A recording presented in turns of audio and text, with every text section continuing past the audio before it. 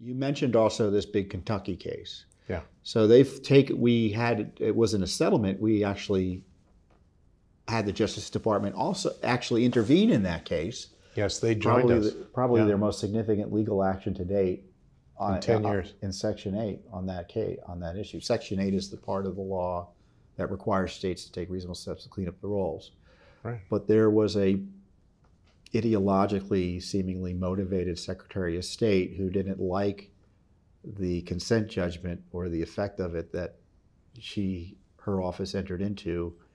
And so now there's a dispute about some gamesmanship there. Is that a fair way of characterizing it? Well, how to put this? She was quoted by subordinates as saying that she didn't want them to enforce the federal judge's consent order. Now, this has been disputed by her, but it was credible enough to lead to the appointment of a special counsel who's investigating that allegation now.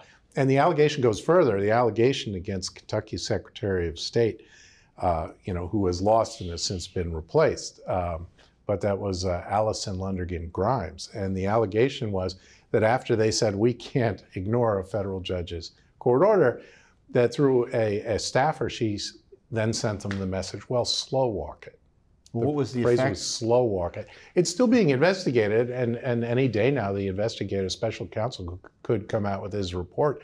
But we also noticed, regardless of whether that's true, we just noticed that pursuant to our interpretation of this consent order, they were supposed to take certain steps before November 2018, and they didn't do them. And as a result, 150,000 registrations will have to be on the rolls of people who probably moved elsewhere for 2 more years. So stalling it slowed the process down because of this. The federal law requires 2 federal elections to pass.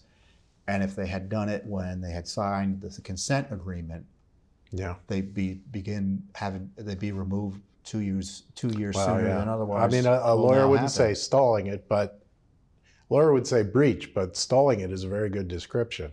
And we've actually asked the federal judge by motion to enforce his own order in a way that gives us 2 additional years on top of the current term. It's currently supposed to run in October of 2023. We've asked for an additional year so it runs through the next election. So the long and short of it is that we won in Kentucky. DOJ was on our side. The Secretary of State entered into a consent agreement. She tried to game it and draw and kind of keep dirty names on the rolls longer than they should otherwise be under the agreement. And so we're now fighting to kind of get some stronger enforcement there with the federal court judge. Yes, and our contributors should understand that just because we win one of these cases, it doesn't happen that the voter rolls are clean. You've got to monitor your agreement. You've got to make sure they live up to it.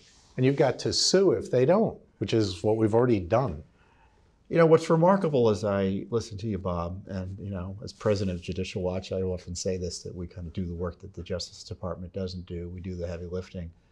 But this sounds to me like something the Justice Department ought to be doing all over the place. What's going on? Well, I think that there is ideological opposition.